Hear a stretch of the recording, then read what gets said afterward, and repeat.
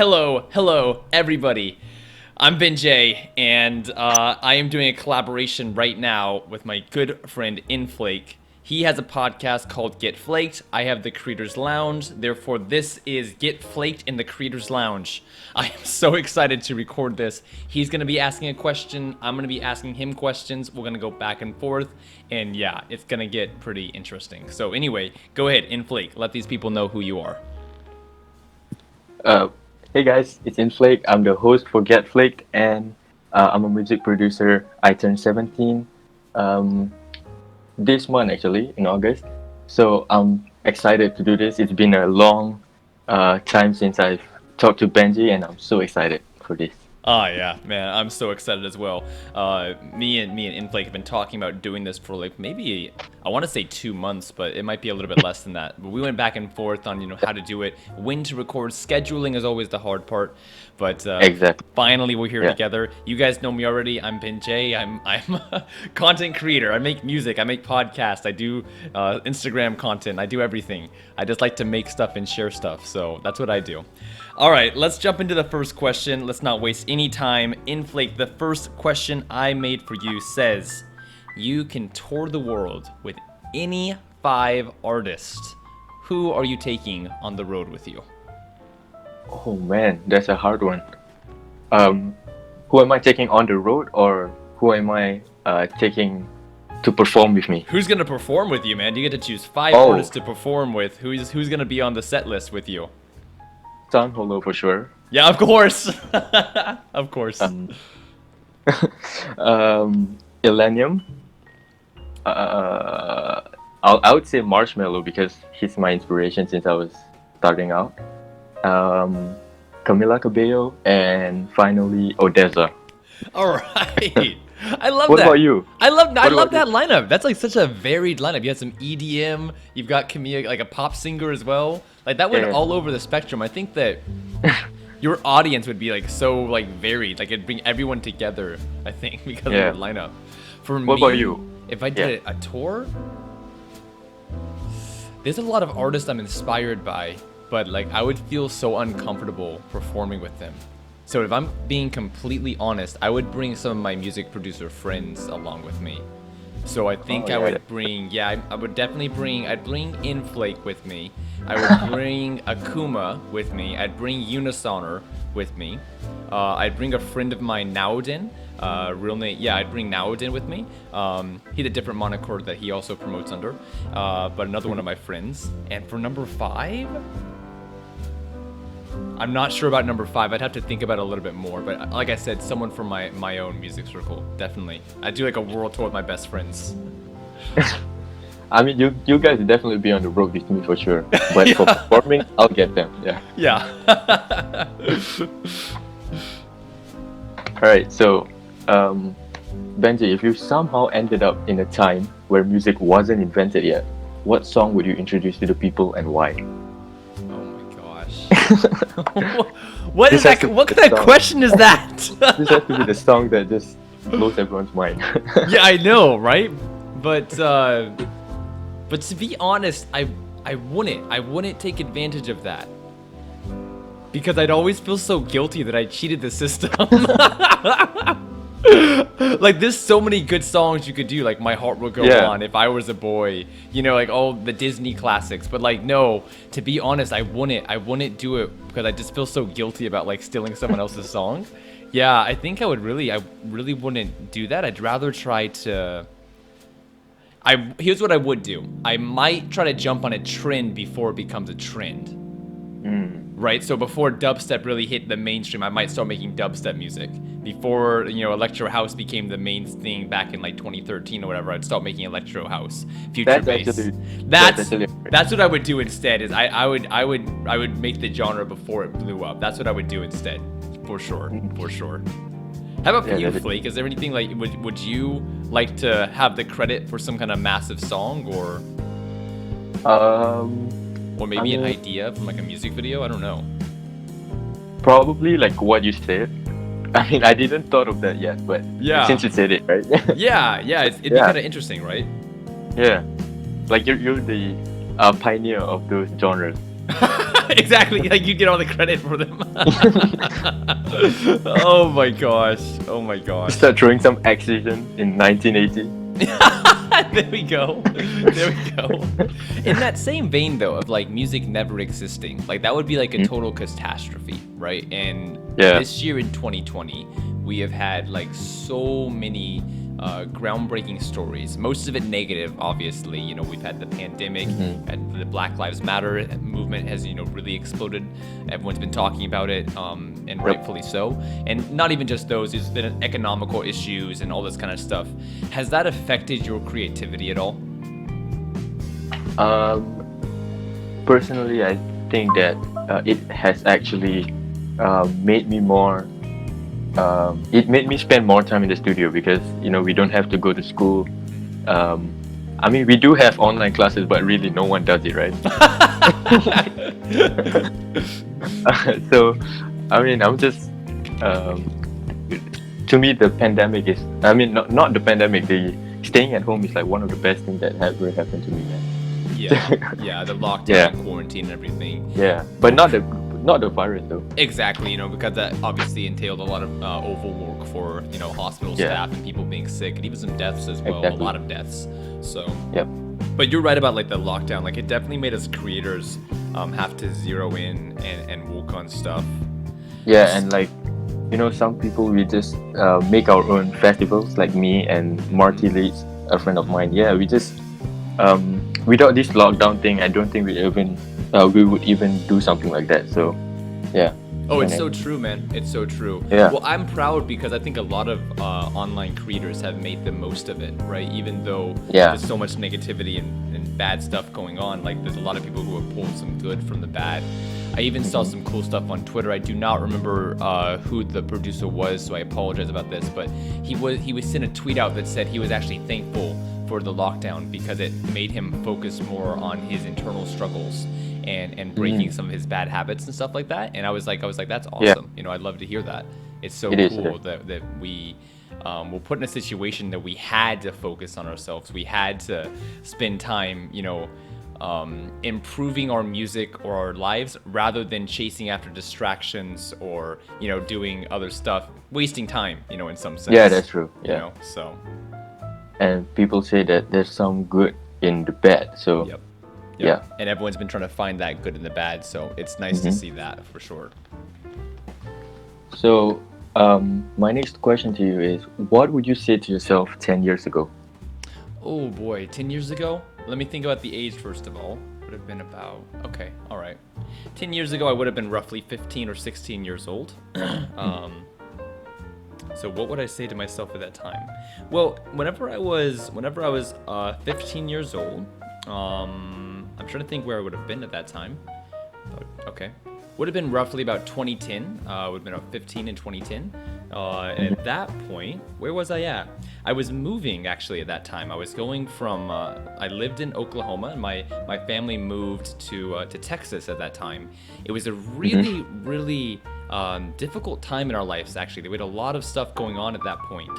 And going from Oklahoma to Texas, we had lived in Oklahoma for like maybe 7 years at that point, and so it was a big life change for us at that moment.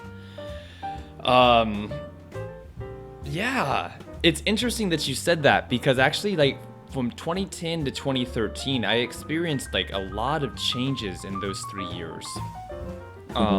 That's actually that time period right there is the same time that I got into EDM music. It was like around, nice. So it's funny you mentioned that, like 2011, 2012. I met somebody and he introduced me to EDM, and it was history from then. So so I what would I say to myself? I'm pretty satisfied. I actually really love that time of my life because it was so desperately hard and such a struggle. But it really shaped who I am right now, as far as EDM, Bruce Lee, K-pop music as well. All sorts of like inspiration and stuff came from that time period. So I'm happy with how it turned out. One thing I would tell myself is to execute more. Yeah, to execute Yep. more, because at that time it's also whenever I got into like music production, I downloaded FL Studio in like 2012 or 2013. And I was making beats on my keyboard even before FL Studio, but like non-digital. I would be doing it all analog. But so I would tell myself to execute more, to make more music, and to release more music, and to just keep practicing and improving. I think whenever you start out making music, you have a lot of insecurity about like, I'm not making good enough music, or my music's not as good as other people. And so you start limiting yourself. You don't release as many songs. You don't showcase your sound and everything. Instead, you keep it secret, and you kind of like bully yourself, or you kind of like limit yourself because you're too scared to put it on display. So I would tell myself to execute more, put more stuff out there, get more feedback, more criticism, and then learn from it. That's honestly what I would tell myself. I think so. Oh, yeah, that's nice. Inflake, how about for you though? I'm curious, like, what would you tell yourself?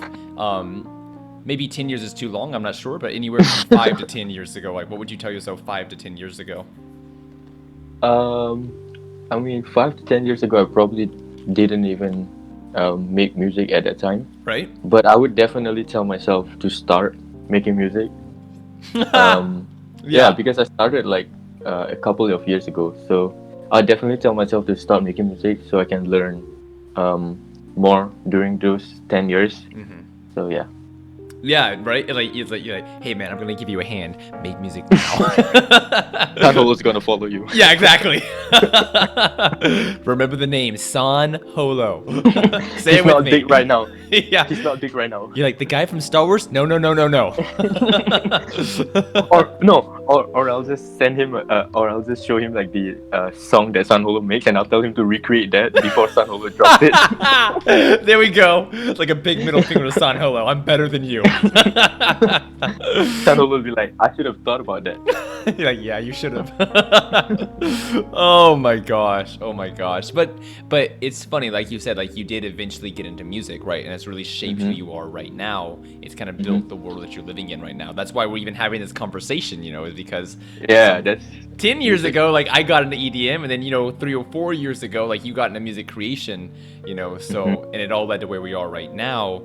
I'm curious for you at this point, right this moment, a little bit of a serious question, but I'm sure you've thought about it already. What is your reason for living? What's like your motivation? What's your reason why? Like, why do you wake up in the morning? Why do you keep making music? Why do you keep, creating content and sharing it, meeting people? What do you have some kind of underlining motivation, or does it change from day to day? Do you have something like that? Like maybe a list of things or one specific reason? What's your reason for living?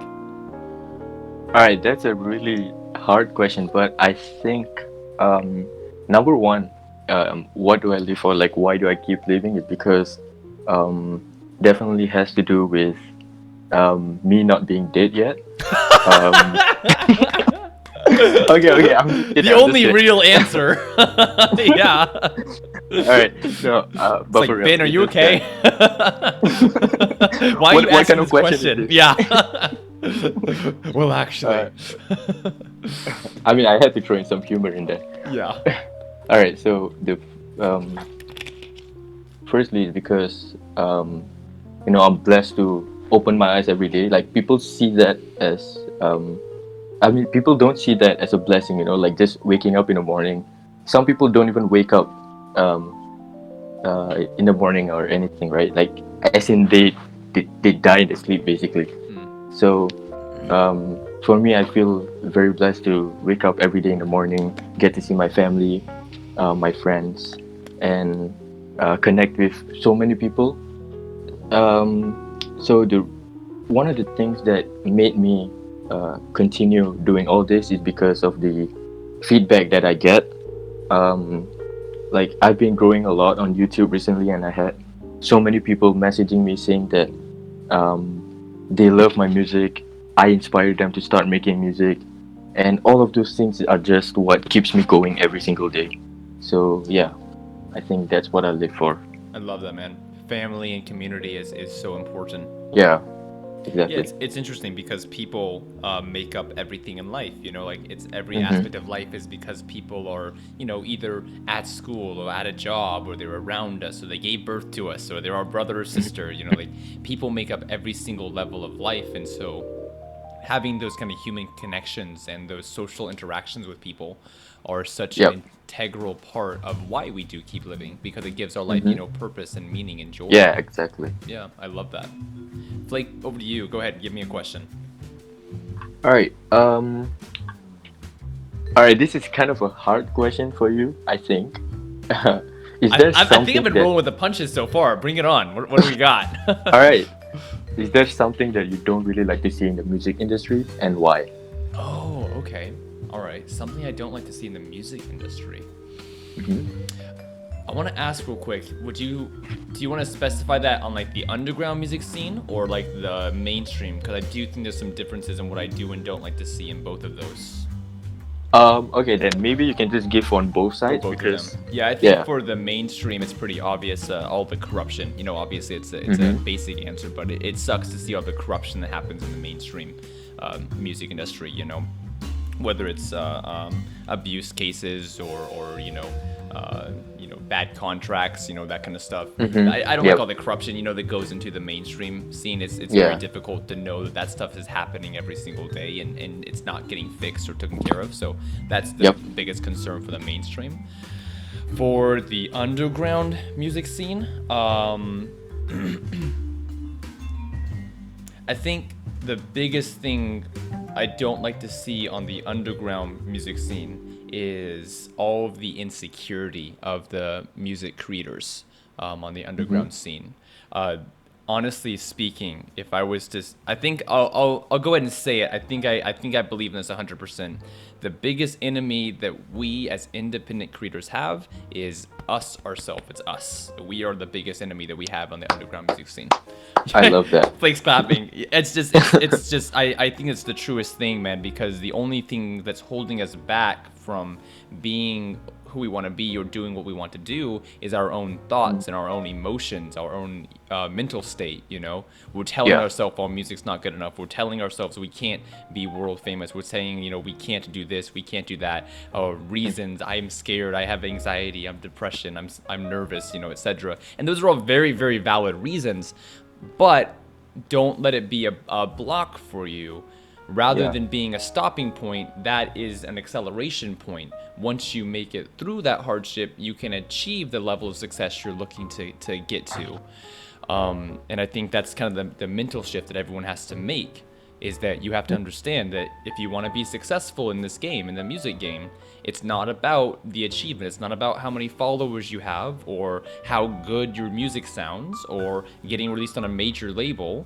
The way you get to those things is through overcoming your insecurities, breaking through the stuff that's mentally holding you back, emotionally, spiritually holding you back. And once you're able to grow through those things, you have more freedom and more capability to express yourself and to do what you really want to do. So the thing I would say that I dislike the most about the underground scene is all the insecurity. If people can stop limiting themselves and stop bullying themselves, they'd be so much more open to the opportunities that are out there for everyone. So that's my answer to that. Yep, I love that. Yeah. I like how you said about you talked about a lot of those underground artists. They care about followers. They care about getting on big labels. You know, they see their friends going on big labels and they envy them, and they try to do the same. But I think that's not the most important thing. The important thing is that you know what you said, like having yourself figured out, and Oh, absolutely.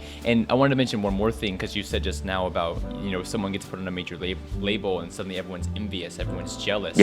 That right there is one of the reasons why you're not on a major label, you know, because you're jealous of someone else, you're not content in who you are. You still have so much. It's, to me, when I see that or whenever I do that, it's a reminder that, oh, I have more that I need to grow, more that I need to walk through, because, you know, you can't be in this game, if you want to be at the top level, you can't be a tear down competitor. You have to be a building up competitor. Like saying, it's not a "Hey," race, basically. exactly. You know, it's more of I'm helping you, you're helping me, we're making each other get better.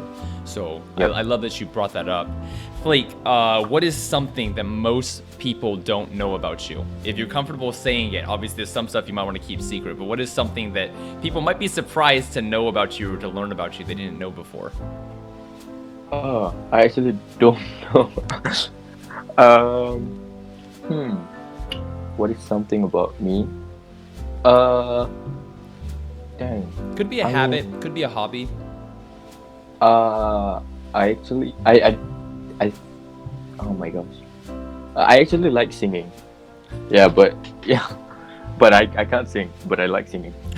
So I think a lot of people don't know that. So especially my family, because I don't really sing in public and all that. I mean, to them, I don't tell them I sing.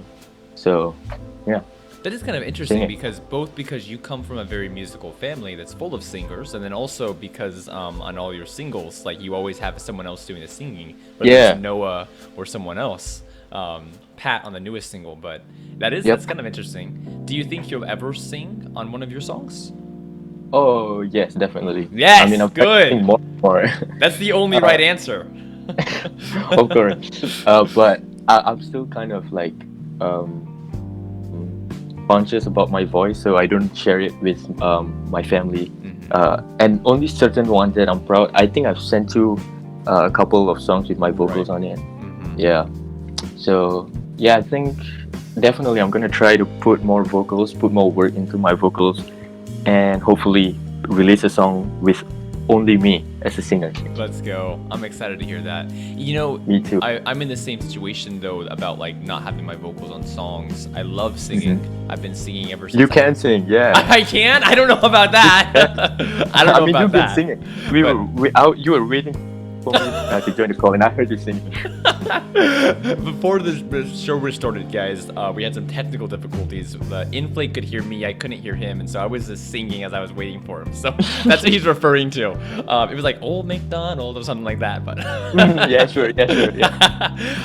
But like I never actually put it onto one of my songs before, and now that I have a few demos that I'm working on, and I'm singing on them, writing lyrics to them, it's kind of like this sounds strange. Like when I listen to it, it sounds different than when I hear it. I'm just singing it out loud compared to when I'm singing it, in the studio, and so it's unfamiliar, and so we have to. It's something that's I feel like it's a new kind of skill we have to build and develop. Just because it's totally new to us, we have to like learn to adjust to how it sounds, adapt to it, that kind of thing. Exactly, man. Exactly. All right. So, everyone knows you're a content creator, right? Like you do this, the Creators Lounge and all that. What was the thing that made you want to be a content creator? Oh, that's a wonderful question. That's a wonderful question. It's having too many ideas in my head. That's what it is. That's the best answer. It's what it is, man. Like whenever I was young, it was always like music, like making music. I have memories of being 4 years old and playing this Casio keyboard. I didn't even know how to play the keyboard, but I was like pushing random buttons, and I had like a rhythm going. I was like, oh yeah, I want to do this forever. Later I was best artist. Yeah. So like music was with me all throughout my childhood, my teenage years and everything. But as I got older, and I got more into like self-development because of people like Bruce Lee or Thich Nhat Hanh, like I also had like that philosophy side of myself that I wanted to express, and so I'm so thankful for the internet, because like on the internet, like I'm able to do everything. I can make music and promote music. I can talk about philosophy on Instagram videos and Twitter. I can record a podcast and talk with people. It's just having so many ideas up here that I can't put it into just one medium. I need to have like 4 or 5 different mediums that I can express my ideas and my feelings through, and it also goes on to to me like being a multitasker and just always thinking, like my brain doesn't stop. I'm always thinking 24/7, you know. Yep. So my way to deal with that is just to make whatever I can make. And with content creation, you can be a YouTuber, you can be an Instagrammer, you can be someone on Twitter, a musician, and Motivational speaker. yeah, motivational speaker, you know, a life coach, you know, a counselor. Yeah, Like, or all of these you things. can be Ben J. Yeah, I can be Ben J. That's what I can be. I can be Ben J. And so that's why I'm a content creator. There's so many ways to share my ideas, and I love that. I love that. Love that though. Also. All right, my turn to have a question for you. We talked Let's go. just a minute ago about how being in this game is a path of like self-development and self-improvement, and you have to slowly fix your insecurities and everything. For you, Inflake, Yep. what are the difficulties that you have faced the most often? You know, sometimes we have an issue, but we fix the issue, we don't deal with it again. But there's other problems, you know, that keep popping up. Like we'll deal with it, you know, 6 months later, you know, we're facing it again. 1 year later, Yep. we're facing it again. What would you say is the difficulty or difficulties that you've had to continually work on? I would say making something that isn't what my community is used to listening. Okay. Because right now I'm still in the exploring of my own style phase. So basically, I just go on Ableton, I just make anything I want. And normally, it's like most of the time, it's just a different genre from what I make. So if those things ever get released, I just hope that people don't hate me on that. People don't, you know, stop listening to my songs because of that. Just because I explore a different genre and all that. So I think that's one of my fears. As for difficulties, it's just always thinking that my song isn't good enough. Yeah. Yep. Very But- very relatable. I feel that you know, thinking that my stuff isn't good enough is actually a good thing, because I would then do everything I can to improve my art. Yeah. So, yep. Kind of balances out. It's like pros and cons to having that kind of insecurity. Yeah, it makes sense. Yeah. Yeah, and I think that's a good habit to build as well, is learning to use your insecurities as an exercise, as like As a motivation, basically. yeah, as a motivation. You know, it's To do better. Yeah. to do better. Exactly. By the way, if you put out anything different than what you've made, then we're gonna love it completely, dude. We like you for who you are. It's not just because you make a thanks. certain sound. We like your personality. We like your ideas and your inspirations that you share with us. So do not be scared about putting Appreciate that out there, man. Do not be scared about that. What about you? I know, like, as being a content creator, like, it's hard. Yeah. So, what are your fears? So many.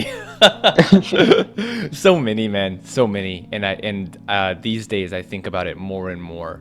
I've really been caught on the idea, and it's due to a guy named David Goggins. I'm not sure if you guys know who David Goggins is. Highly recommend you check him out. David Goggins is his name. But he's someone who talks a lot about insecurity, and he's made me think about it a lot as well. And so these days, I really think a lot about what are my insecurities. I honestly believe that, like, insecurities are the one thing that everybody has that dictate what level of happiness and fulfillment we have in life. Because there's so many things that we're insecure about, that we're scared about, and fear is always a limiter, right? Fear limits you from doing something because you don't want to do that thing. You're afraid of the results. So insecurity and fear, they're kind of intertwined with each other.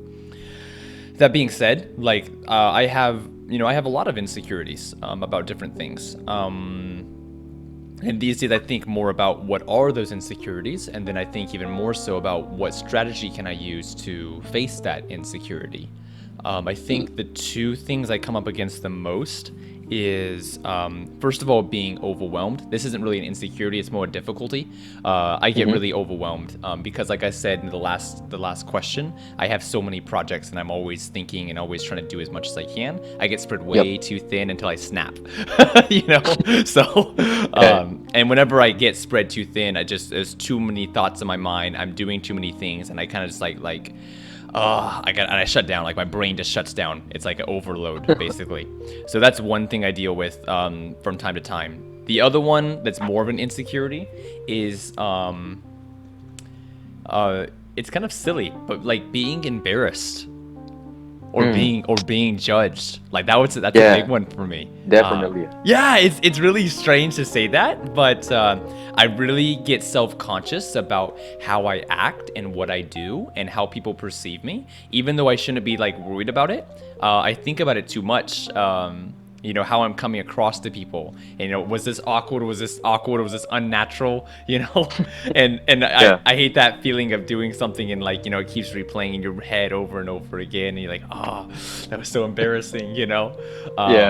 So that's one of my biggest insecurities, and now it's something I'm thinking about more consciously. Like, how do I fix that? How do I address that? How do I deal with that? But I think it's kind of an ongoing thing that you have to continue practicing to work on, you know, and overcome for sure.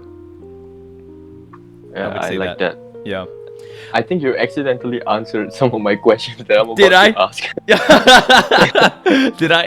It's probably better because we're running a little bit short on time. Yeah, no worries. But I think we could extend a bit though. Sure, go ahead. Yeah. So we talked about you know, what you would say to yourself 10 years ago, right? Sure. So now going to the future, where do you see yourself in 5 years? 5 years. That's a great question. Oh my gosh. Okay. So here's how I'm going to answer that question. Something I've noticed throughout not just my adult life, but also my childhood life as well. To give some background story real quick, my dad got really bored at his jobs. He'd work at a job for like 2 years and then say, all right, guys, let's go somewhere new. So I'm not even joking. Like every 2 to 3 years, like we'd be moving to a new city, a new state, a new place, right? That's one of the reasons I was born in Japan. Is because my dad was like, let's go to Japan. I was like, my mom was like, okay, let's go. So, like having that as a childhood, like your living location is not stable, right? Like it's going to change every 2 to 5 years. You're going to be in a new situation. And what I took from that in my childhood was, how do you find stability in the middle of instability? And for me, like in my childhood, it was family, right? Because no matter what place we lived at, whether it was Japan or Texas or North Carolina or California, I always had my family with me, my mom and my dad, my brothers and my sisters, and they were my sense of stability in the midst of a changing environment, right? And by the way, I loved my childhood. Going place to place is like the best thing that could have happened to me. But like, and then taking that to where I am now as an adult, like I don't think too much about where I'm going to be in 2 or 3 years because of like my childhood. I know I'm going to get bored wherever I am and I'm going to want to try something new, you know? So I think what I'm doing right now is I'm still, you know, trying to have that stability in the middle of instability. I'm living in Seoul right now. I'm supposed to be here for another year, and while I'm doing that, you know, I'm just gonna keep building my digital platform, keep making content and sharing content. I think now that I'm adult, like the content creation is the stability in the midst of instability. You know, I'll be in Korea for like maybe another year, and then after that, maybe I'll be in Japan, maybe I'll be in Singapore, maybe I'll be in Korea still. You know, I have no idea. Because I like to have a changing environment. I want to keep seeing new things. The only thing I want to have constant is I want to keep making content. I want to keep inspiring people. I want to keep, you know, making the biggest positive impact that I can make on the world before I die. So that's kind of my answer. And in 5 years, no idea where I'll be physically, but I'll most likely still be, you know, trying to inspire people and share content with people. Until it's game over for Jaye. So I like that you said that when you were a child, you guys move a lot, right? And you said that family was the stability and the instability. So do you think that like in 5 years time, wherever you move, do you think that you'll find at least one friend in that city? Because right now you're already connecting so much, right? So you're gonna have friends from all over the place. So do you think like you'll have friends in, let's say, Singapore? You have me, right? And then if you go to America, you have a lot of people. So I think that it evolves, you know, like when you're a kid, like it's family, and Hmm. now that you're older, it's friends. So Yep. Oh yeah, it's not man. really, Oh, yeah. well, no, but I mean, like, but you're absolutely right. Back in the States, it was actually like in the 2010, 2011. That's like when I first started getting into the internet culture. And I said it was a really influential time. This is why I got into K-pop at that time. And then I got into K-pop forums, and I made like my first internet friends on these K-pop forums. You know, there were other people Yeah. that loved K-pop, and I was like new to K-pop, and I was like, you know, let's be friends. And at that moment, it was really important for who I am now, because K-pop at that time brought people together from all around the world. So being on this one internet forum connected me with people from Brazil, people from Singapore, people from Nice. Korea, people from Turkey, every single country around the world, and I got to meet and interact with those people, and Yeah. it really just like lit something up in my brain, and I was like, wow, all of these people are from different countries, and they all have different perspectives and different lifestyles and different environments they're growing up in. And I was totally hooked. I was like, I literally thought to myself, I want to have a friend in every country in the world. That's great. Yeah, you know, and so like, and I'm still doing that now, whether it's through Instagram or whether it's through traveling. You know, I like you said, I meet people wherever I go. I like to meet people. I want to hear the different problems and perspectives of people around the globe. So it's what I love to do. Find out more, you know. That's great. Inflake, to rewind, you talked about making different kinds of music that you haven't released yet. What is something you want to do with your music that you haven't done yet? Definitely going on tour. Yeah. Yeah. Just performing my music live, just seeing everyone vibe to the songs that I spent hours in the studio making.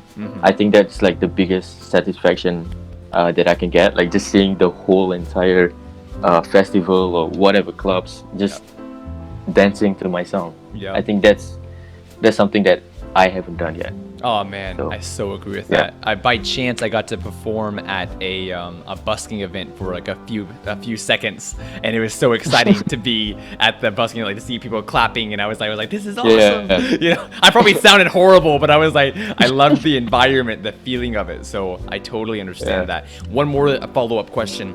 Earlier, we talked about how the lockdown made you really zero in on music creation.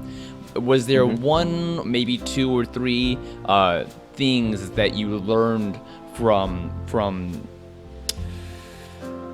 being in the pandemic, from being in lockdown? Was there any lessons that you took from this time? As a lot of you may know, I think that I organized an online music festival with a couple of my friends, and through that, actually, we learned a lot of things. One of it is, having proper planning and ensuring everything is set in place before you actually execute anything. Because we were actually rushing for this online music festival thing to happen. That the day before the actual event that was supposed to happen, we didn't actually finish the rendering of the videos and visuals and all that. So yeah, we were all so stressed. Like all of us did, like we all stayed up late just so that we could like comfort each other, like saying, "Oh, it's okay, this is gonna work," you know. And then someone is just rendering the video there, and like most of us didn't sleep for like the entire day throughout the whole event because we were just ensuring everything runs smoothly. So definitely, I think the pandemic changed my perspective of having to plan everything early. Don't plan it on time, just plan it early. Just plan it early. Yeah. Oh, I love that. But the Yeah. festival was a massive success. It was such a great festival for everyone who got to Thank see you, it. thank you. And it still kind of lives on in our memories and our hearts as well. I think a lot of us still think about how Yeah. special it was that you put that together. So good on you for making that happen.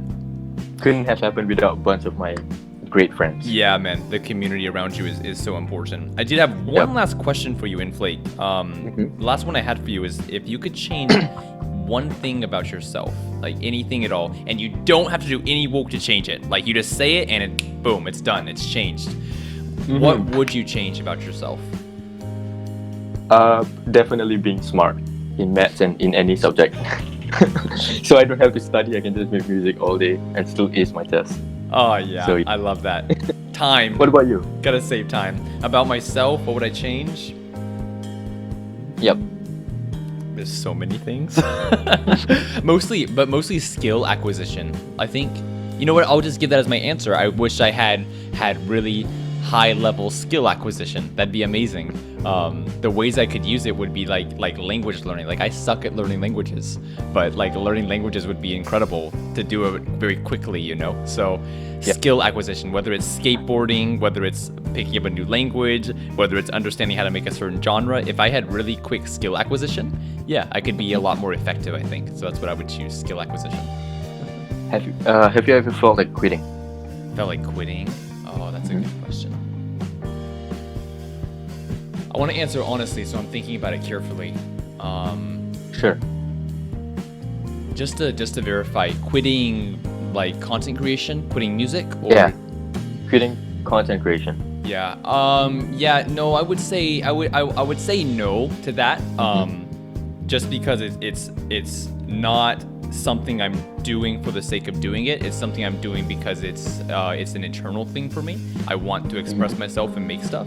So whether I'm doing it publicly or not, I did it for several years, not unpublicly. So I'd still be doing it for sure. I will say, however, I do think often about quitting certain projects. And I think it's necessary. I think we have to do that stuff. I think we really have to pay attention to what projects are and are not working, which projects we value and don't value. Even more specifically, parts of our process. So one thing is the podcast. I absolutely love making, preparing, and recording the podcast. Really don't like editing it or doing that kind of stuff. So there's been countless times where I thought like, oh, I don't want to edit the podcast anymore, or I don't want to cut the clips up this week. So there's certain like tasks or responsibilities I don't like to do. And I think it's important to do that for all of us, to look at like what certain tasks we don't like to do, because once we know what the task is we don't want to do anymore, we can find another person, hopefully, that can help us do that task instead. My mixing and mastering, like I don't do the mixing and mastering on my singles.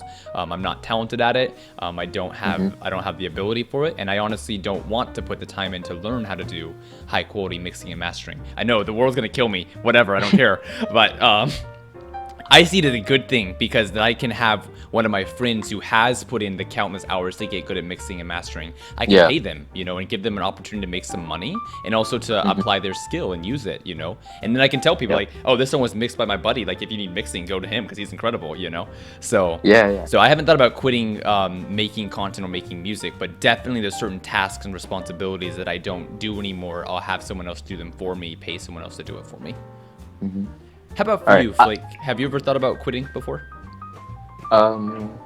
Actually, when I first started, of course, everyone had haters, right? Yeah. So for me, like, there's a group of kids in my class who would always say that my music is not good and all that. Right. So, I remember that. That. Yep.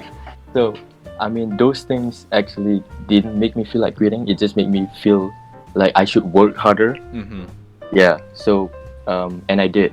And most of them now are just are listening to my music, and they say they're proud of how far I've come. So I'm proud with that. Yeah. Fantastic, man. Great stuff. All right. I actually have one last question. All right, man. Let's go. That's the last question. Bring it on. What was your driving force to do better? Like, what inspires you? To do better. Like initially or like right now? Right now. Right now. Initially, by the way, it was Bruce Lee, just to say that. For right now, it's a few different things. One of the biggest ones is my students, actually. I'm an English teacher in Korea. Ooh, yeah. One of the biggest ones is my students. And not just my students, but anybody who I influence.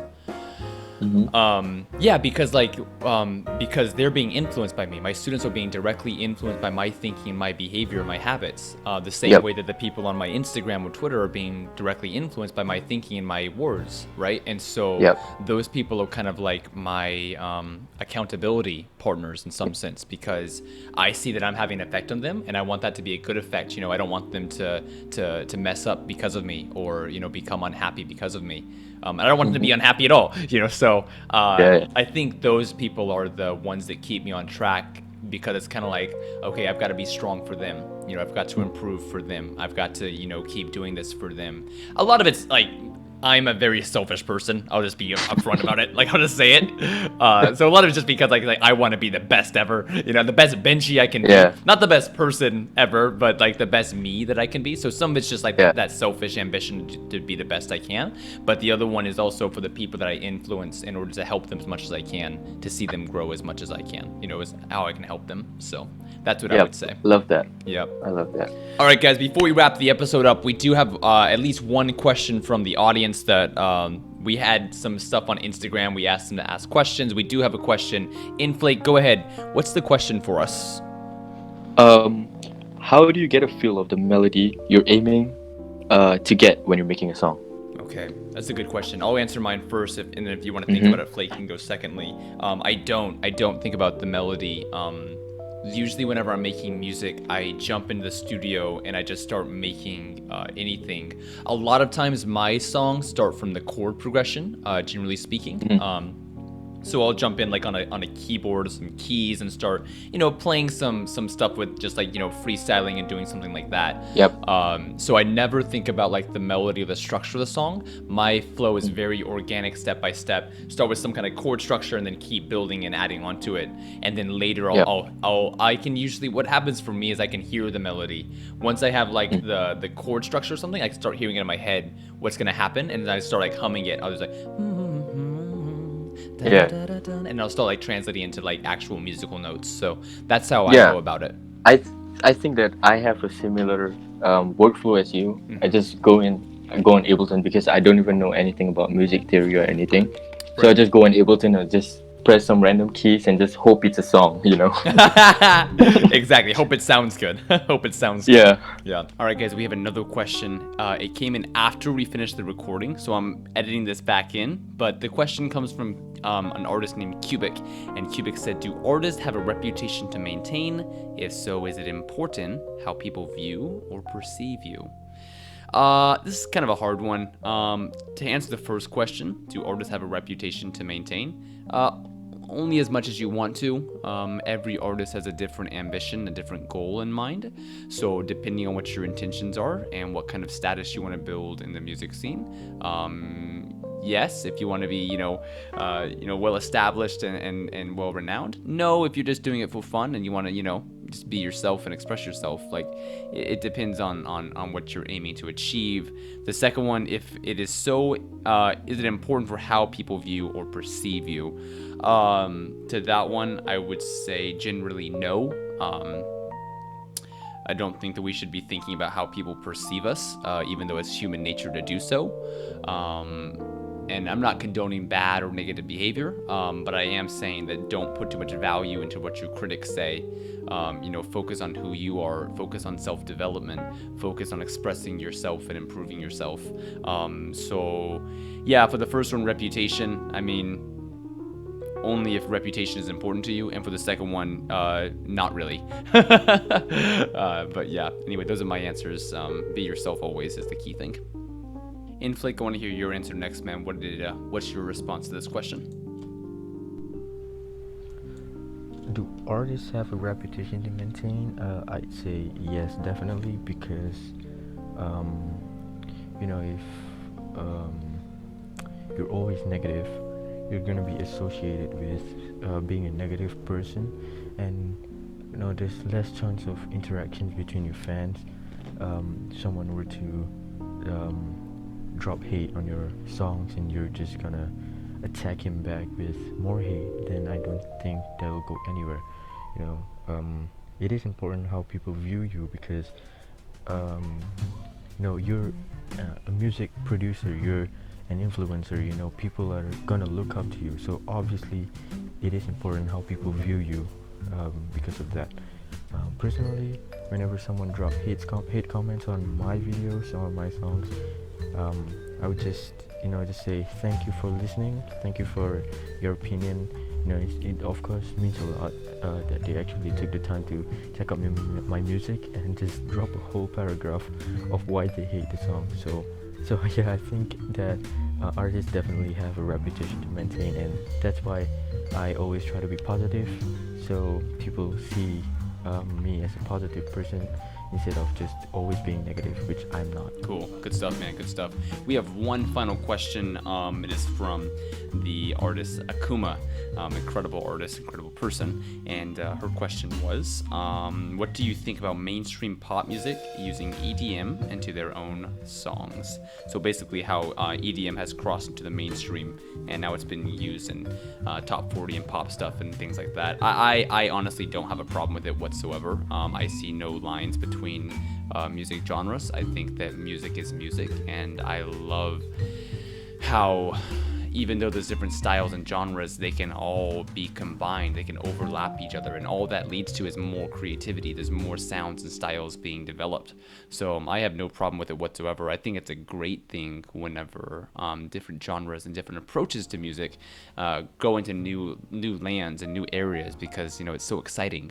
There's so much more potential that we haven't even explored yet. So I look forward to hearing, more crossover in terms of genre and more stuff like that. I think it's something Avicii did incredibly well, and so many other artists as well. But Avicii's one of my favorite artists of all time, and he's someone who did it famously, with folk and EDM and all sorts of other stuff. So, yeah, I don't see a problem with that at all. I think music is music. I think we need to keep working with each other, pushing stuff forward. That's what I would say. Thank you guys for asking those questions, by the way. I'm glad we could answer them on here. All right, Inflake, was that all for the questions? Yep, I think that's pretty much it. Wrapped up mine as well, man. This was an incredible conversation. Thank you for making time to do this. Is. Thank you for scheduling your busy day for me.